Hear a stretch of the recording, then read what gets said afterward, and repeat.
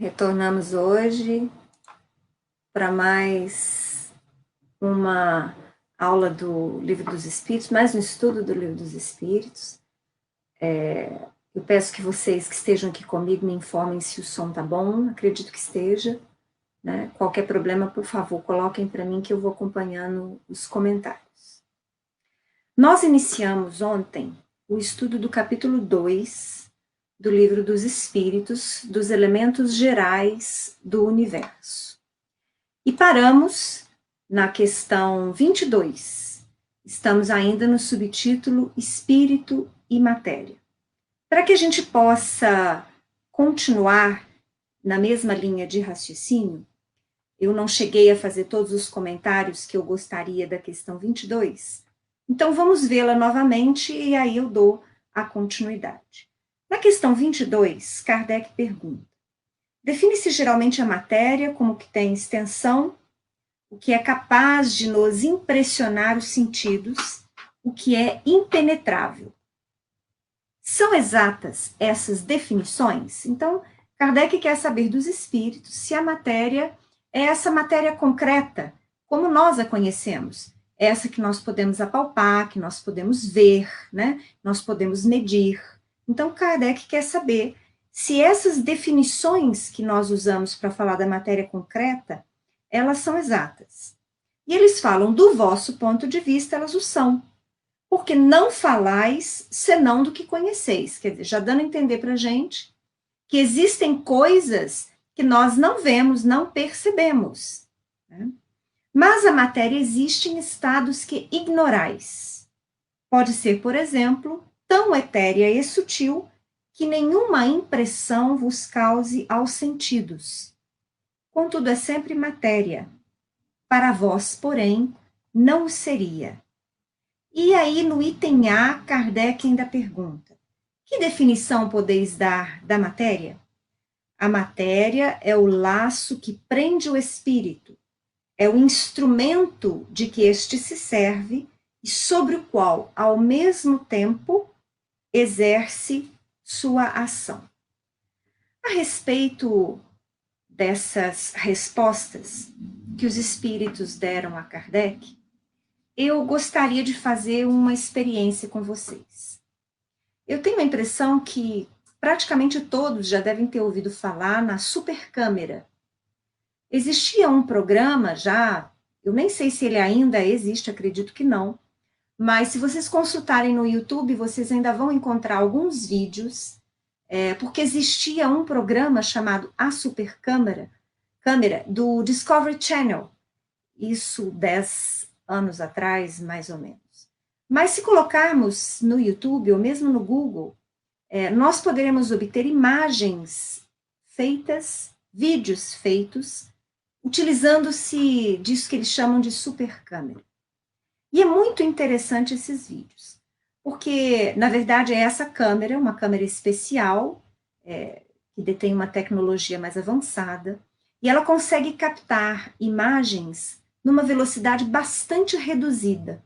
Então, é muito interessante quando nós vemos vídeos realizados com essa supercâmera, por exemplo, de um projétil que atravessa uma melancia, ou de um soco dado no rosto de alguém, ou de uma explosão. Então, visualizando através dessa câmera, nós vamos perceber incontáveis detalhes que nós não veríamos com os nossos olhos comuns. Ou seja, se nós estivéssemos vendo ao vivo aquela cena, nós não conseguiríamos captar todos os detalhes que essa câmera vagarosa consegue captar.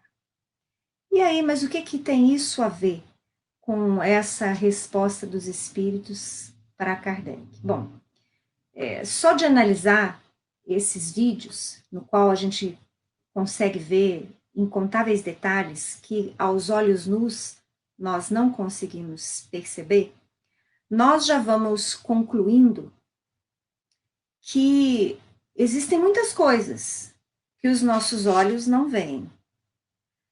Concluímos ainda Então, que os nossos olhos não são, assim, ferramentas tão perfeitas como nós imaginaríamos que fosse. Na verdade, através da análise dessas amostras de imagens realizadas por essa supercâmera, a gente vai percebendo que os nossos olhos são bastante precários. Em assim sendo, é perfeitamente lógico que nós compreendamos o que os espíritos querem dizer quando eles nos falam que existem matérias, existe matéria em estado sutil e etéreo, que os nossos sentidos não conseguem perceber, a começar dos nossos olhos. Emmanuel, no livro Consolador, quando perguntado se as noções da física conhecidas pelos homens são reais ou definitivas, ele respondeu.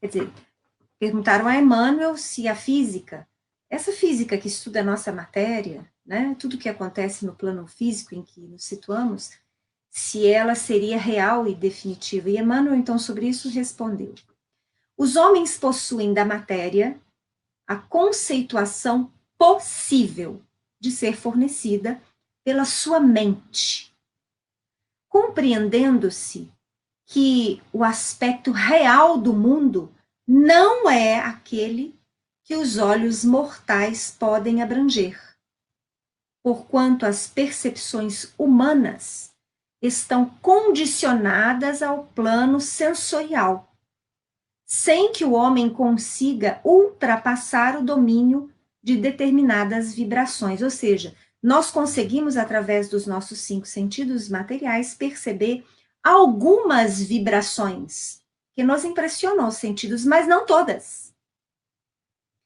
Mergulhadas, continua Emmanuel, mergulhadas nas vibrações pesadas dos círculos da carne, as criaturas têm notícias muito imperfeitas do universo, em razão da exiguidade dos seus pobres 5 sentidos. É por isso que o homem terá sempre um limite nas suas observações da matéria, força e movimento. Não só pela deficiência da percepção sensorial, como também pela estrutura do olho, onde a sabedoria divina delimitou as possibilidades humanas de análise, de modo a valorizar os esforços e iniciativas da criatura.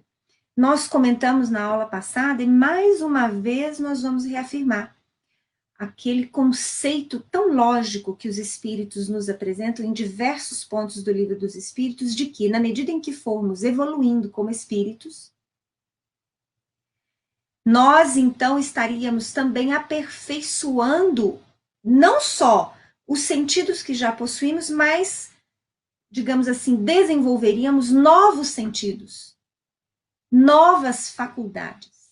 Quer dizer, teríamos uma potência muito maior nas faculdades que já possuímos, agregando-se novas faculdades, conquistas deste espírito que somos, imortal, que, portanto, mais evoluído, imprime também no corpo físico do qual ele se utiliza, no momento da experiência reencarnatória que ele tenha.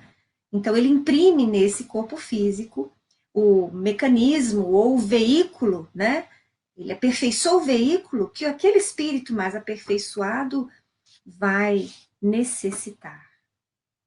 É muito interessante que, ainda em relação à matéria, os últimos avanços de determinados setores da ciência, principalmente com origem no estudo da teoria das supercordas, eles vão afirmar que quanto maior a frequência de vibração da matéria, menos densa ela é ou mais sutil ela é. Então, nós vamos entender perfeitamente o que os espíritos nos falam, né?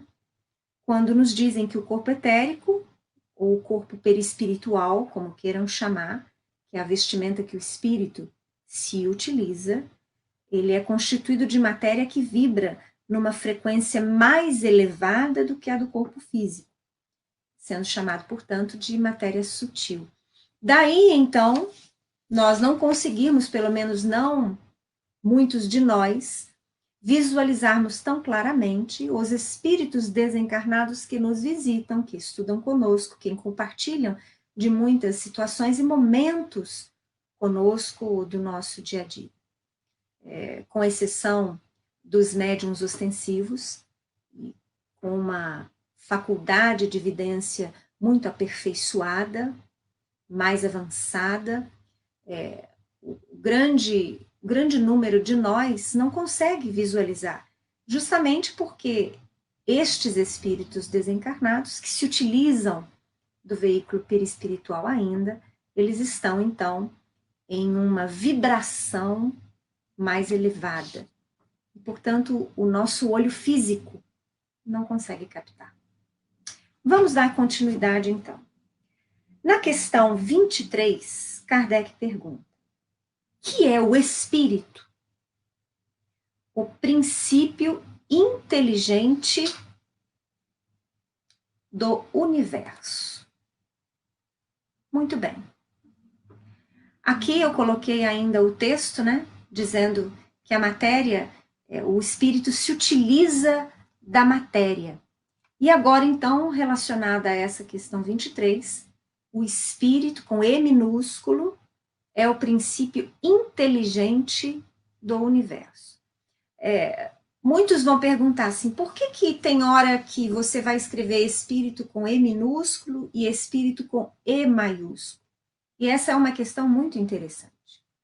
O espírito com E minúsculo, como vocês estão vendo, é designado como princípio inteligente do universo.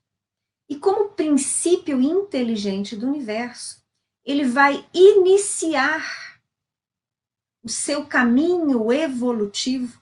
Não sabemos exatamente quando, nem como e nem onde, mas sabemos que ele vai iniciar o seu caminho rumo à perfectibilidade, segundo a vontade do Pai, nos reinos mais primitivos, ou seja, este princípio inteligente do universo vai iniciar suas experimentações no reino mineral por muito tempo, milênios, até que ele atinja determinado ponto, que nós também não sabemos qual seja exatamente, em que ele passe a estagiar no reino vegetal, já com o início de percepções, porque o vegetal já tem determinadas percepções em relação ao mineral, que é praticamente inerte. E em continuando por milênios experimentações no reino vegetal, este princípio inteligente do universo passa a experienciar no reino animal. E também vão se decorrer milênios de experiências, adquirindo-se, desenvolvendo-se, aprimorando-se este princípio inteligente do universo. Até que, em determinado momento que nós ainda não sabemos qual seja, este espírito é dotado da inteligência, da razão. Vocês vão me perguntar, mas o animal não tem inteligência igual a do homem? Não. Ele vai ter flashes de pensamento. Ele tem uma inteligência rudimentar, ou dizendo por outro modo, o princípio inteligente do universo já no animal está começando a trabalhar a inteligência, que vai realmente ser efetivada nele no reino hominal. E aí, o reino hominal, também em incontáveis milênios, adquirindo faculdades, aperfeiçoando-se, desenvolvendo-se em todos os sentidos como espírito imortal que somos, nós chegaremos um dia no reino angelical. Então, eu vou ter espírito com E minúsculo, princípio inteligente do universo, experienciando nos reinos mineral, vegetal e animal. e vou ter espírito com E maiúsculo, dotado de razão e inteligência, no reino hominal. E depois eu vou ter o espírito angelical, até onde nós podemos compreender. Então, nós vamos percebendo a diferença que vocês muitas vezes vão encontrar em textos de André Luiz, de Emmanuel, entre o princípio inteligente do universo, espírito com E minúsculo, e espírito individualidade, o que somos. Nós já fomos um dia princípio inteligente do universo, mas não éramos nós, não era o espírito que hoje habita como Cristiane, era um princípio que necessitaria de milhões de séculos para se desenvolver, para se tornar então o espírito imortal que hoje caracteriza a minha individualidade, que temporariamente habita a personalidade cristiana. Não é confuso. Aos pouquinhos vocês vão se acostumando com essas ideias novas que os espíritos vêm trabalhando conosco. Na questão 24, Kardec pergunta: qual a natureza íntima do espírito? Respondem eles: não é fácil analisar o espírito com a vossa linguagem. Mais uma vez, lembrem-se que eu falei em aulas passadas, e vou falar ainda em outros pontos do Livro dos Espíritos, que eles se referem à característica ainda primitiva da nossa linguagem, a limitação da nossa linguagem escrita e falada, né? Então, não é fácil analisar o espírito com a nossa linguagem. Para vós, ele nada é, por não ser palpável, ou seja, porque nós não o vemos e não pegamos e não medimos, é difícil para nós conceituarmos o que seja o espírito. Para nós, quer dizer, espíritos desencarnados, entretanto, é alguma coisa. Ficai sabendo, coisa nenhuma é o nada, e o nada não existe. Na questão 24, Kardec ainda pergunta. Aliás, o que eu estava falando da natureza dos espíritos, na verdade, não era a questão 24, é o item A da questão 23.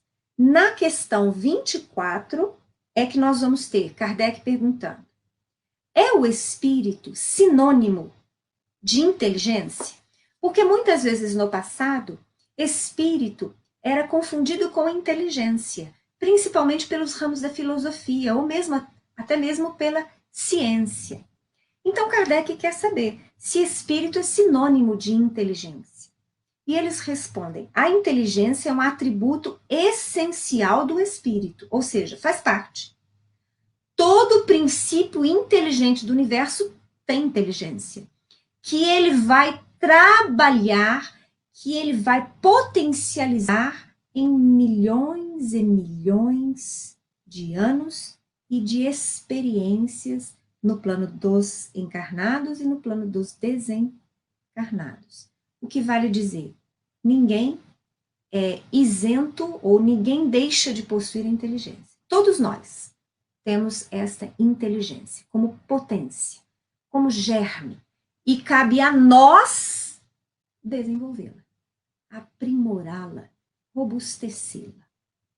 Uma e outro, quer dizer, a inteligência e o espírito, porém, se confundem num princípio comum, de sorte que para vós são a mesma coisa. Então, mais uma vez, eles facilitam, eles simplificam o entendimento, dizendo que para nós, dado a linguagem que possuímos e o entendimento que nós já desenvolvemos até aqui, para nós, inteligência e espírito é praticamente a mesma coisa.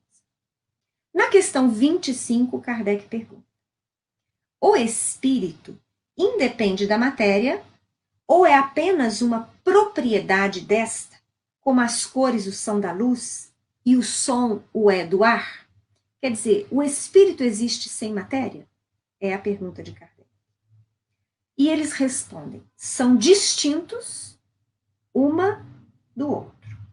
Mas a união do espírito e da matéria é necessária para intelectualizar a matéria. No item A, Kardec ainda pergunta: ainda nessa mesma questão 25. Essa união é igualmente necessária para a manifestação do Espírito? E aí ele ainda coloca entre parênteses na própria questão. Entendemos aqui por espírito o princípio da inteligência, abstração feita das individualidades que por esse nome se designam. Ou seja, o espírito com E minúsculo, né? Quer dizer, é necessária a matéria para que esse espírito se manifeste? Eles respondem, é necessária a vós outros, porque não tendes organização apta a perceber o espírito sem a matéria. A isto não são apropriados os vossos sentidos. Nós somos, mais uma vez, né, recolocando a conceituação, nós somos espíritos ainda estagiando em, digamos assim, faixas medianas da evolução. Nós ainda habitamos um mundo de provas e de expiações que caminha lentamente para se tornar um mundo de regeneração. Mas mesmo num mundo de regeneração, ao qual viremos a experienciar, nós ainda reencarnaremos. A matéria ainda se apresentará em formas muito similares às que hoje possuímos. O que vale dizer? Que para que eu veja vocês quando os encontro, para que vocês me vejam neste vídeo, neste nosso estudo, nós precisamos ainda da matéria densa para nos manifestarmos, porque os nossos olhos físicos não conseguem perceber vibrações sutis de outros estágios da matéria. Ainda vamos perceber que nos planos espirituais mais próximos ao da matéria densa aqui da Terra, nós vamos encontrar ainda corpos perispirituais bastante densos, nos contando então da necessidade ainda que permanece nos planos espirituais imediatos de nos manifestarmos através da matéria. Porque, como vimos em algumas questões lá atrás, a matéria sutil também é matéria. Então, o perispírito, que é um elemento intermediário e que é composto de matéria e de fluidos, ele também ainda é matéria. Bom, mas em sendo assim, Cristiane, quando é que nós poderíamos imaginar um espírito manifestando-se sem a matéria? Bom, difícil essa questão. Porque justamente como os espíritos nos falam reiteradamente, a nossa conceituação, nós trabalhamos com as ideias daquilo que podemos perceber.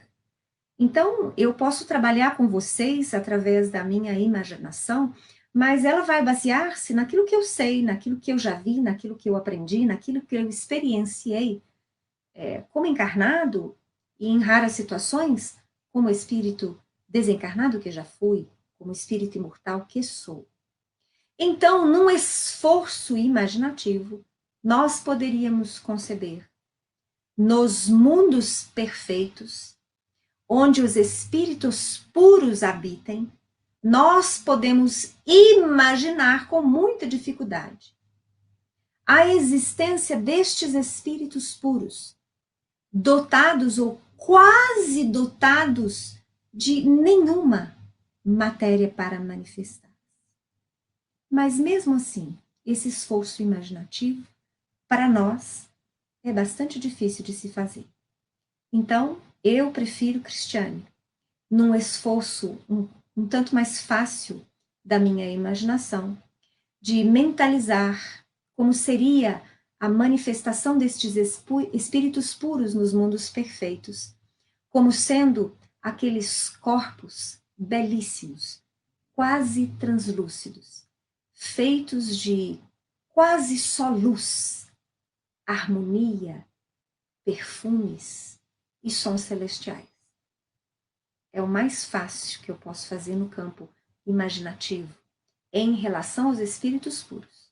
Porque, voltando, em relação a nós outros, nós ainda vamos permanecer necessitados de nos expressar pelo corpo material no plano dos encarnados ou no plano dos desencarnados ainda por muito tempo. Continua Kardec na questão, então, 26. Poder-se-á conceber o espírito sem a matéria e a matéria sem o espírito? Pode-se. É fora de dúvida, pelo pensamento. É esse exercício de imaginação que nós acabamos de fazer. Então, o espírito independe da matéria. A matéria independe do espírito. Mas nós, no estágio em que nos encontramos, necessitamos dele para evoluir. Damos continuidade, então. Questão 27. Há, então, pergunta Kardec, dois elementos gerais do universo, a matéria e o espírito?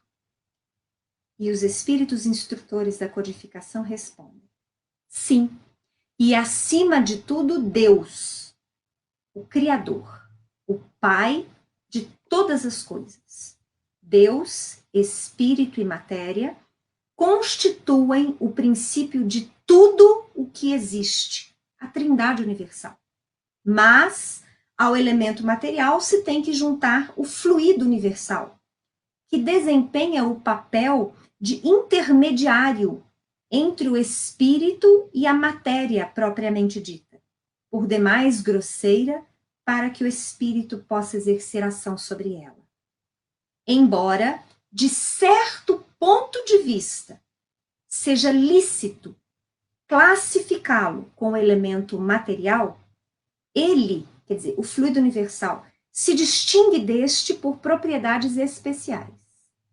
Se o fluido universal fosse positivamente matéria, razão não haveria para que também o espírito não fosse. Está colocado entre o espírito e a matéria.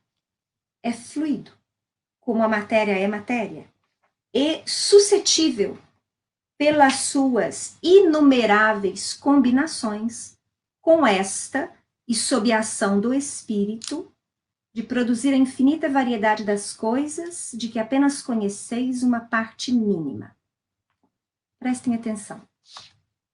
O espírito é que faz as inúmeras combinações do fluido universal, fazendo com que então surja a matéria como nós a conhecemos. Entre outras palavras, vamos exemplificar de modo fácil.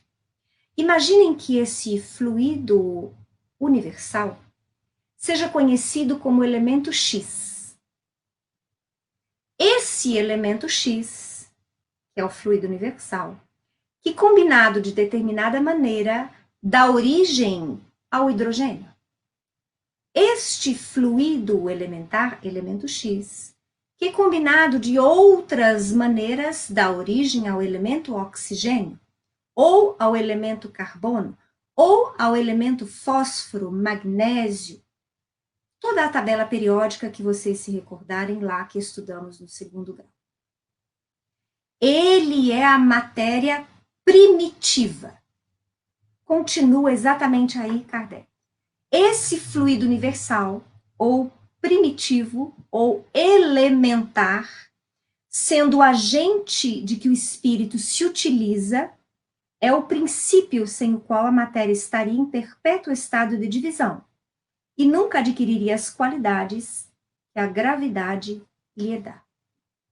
Todo o universo material conhecido e aquele que ainda nós não conhecemos é composto, lá no seu elemento primitivo, de fluido cósmico universal.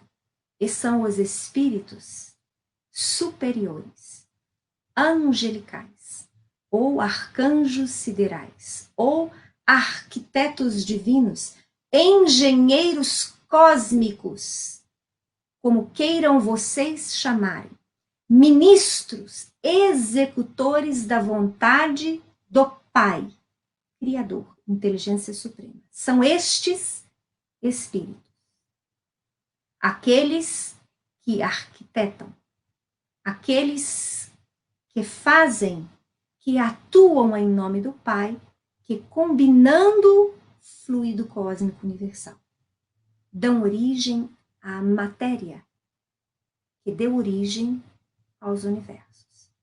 Isso é bonito demais. Ainda foge do nosso entendimento mais profundo. Mas já é possível aqui entender, quando falamos que Deus é a inteligência suprema, causa primária, criador de tudo. Ele, portanto, criador do fluido cósmico universal e do Espírito. E ele determinando que a sua criação como Espírito providencie e administre esse fluido cósmico universal, criando mundos, sistemas, galáxias, constelações. No item A, Kardec ainda pergunta. Hoje não vou ver o item A não, porque acabei de olhar a hora e eu acabo me empolgando. Amanhã a gente vai continuar nesse nosso estudo rápido de meia horinha, ainda apreciando essa questão 27, que é uma questão interessantíssima que os espíritos trabalham no Livro dos Espíritos. Eu fico feliz com a presença no estudo de hoje da Viviane Caiafa, da Suzele, da Amabile, André Gontijo, do tio Carlos, da Elisete Cândido, Magali, Sinara, Alessandra. Agradeço a presença de todos. Uma boa noite a todos vocês. Se Deus quiser, amanhã às 7 horas a gente retorna para dar continuidade a esse estudo da questão 27 do Livro dos Espíritos. Um grande abraço para vocês.